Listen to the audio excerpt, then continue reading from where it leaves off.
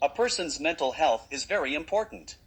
Both the physical condition and the quality of life depend on it. Previously, people did not pay much attention to this, unless, of course, a critical moment came. Then they took measures to treat mental disorders. Perhaps someone set himself the task of finding the cause of the effect of people brought to such a state. It all boiled down to the fact that medicines, procedures, prevention, rehabilitation were invented. Chronic and hereditary diseases were identified. And the true reason that provoked the emergence of disharmony of the soul and mind remained behind the scenes. The emotional state of a person depends on the frequency of his vibrations. Now more and more people are engaged in various practices for working with energy channels and achieve excellent results. Energy cleansing is as necessary as washing your hands. During the day, we touch various objects with our hands, as well as our energy field interacts with various vibrations of the fields around us. Many of them are hostile and carry destructive energy. If you do not take care of the body, then over time, it ages, wears out, fades. So the energy of the body is wasted, clogged, blocked. Taking care of the purity of the energy component of the physical body is very important, as health depends on it, both on the mental level and on the material level. Any diseases become chronic when a person is in a negative mood for a long time. Obsessing over one's condition, accompanied by certain actions, leads to material, physical manifestations. Heredity is the memory of the family. Predisposition, this does not mean that the disease will make itself felt. Many hereditary diseases can be prevented by changing the way of thinking and lifestyle, and not repeating the mistakes of their predecessors. It seems that it is difficult in the modern world to live in accordance with our desires in a way that much, I repeat, does not seem to depend on us. Everyone wants to live well, to have a beautiful house, a car, wealth, a friendly family.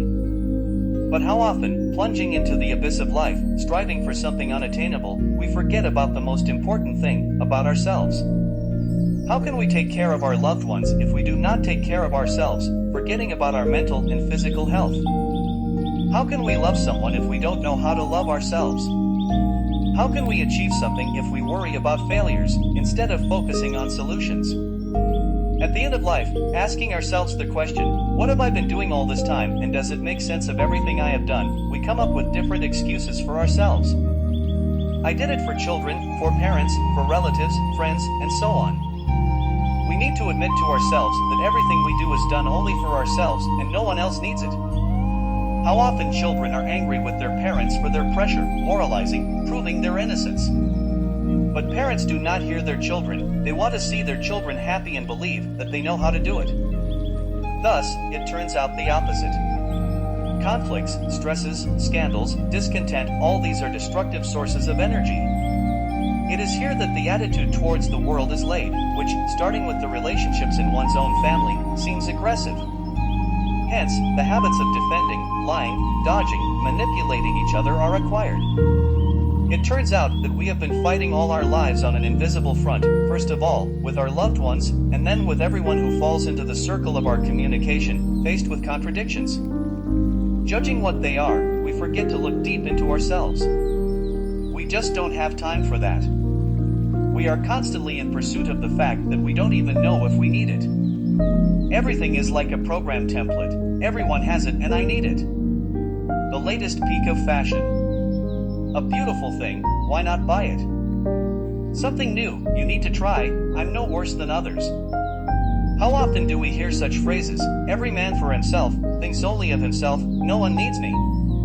These are dangerous thought forms that lead to self-destruction. Of course, loved ones think about us, but their behavior does not correspond to the actions expected of them. We interact with the world around us by adhering to our own criteria.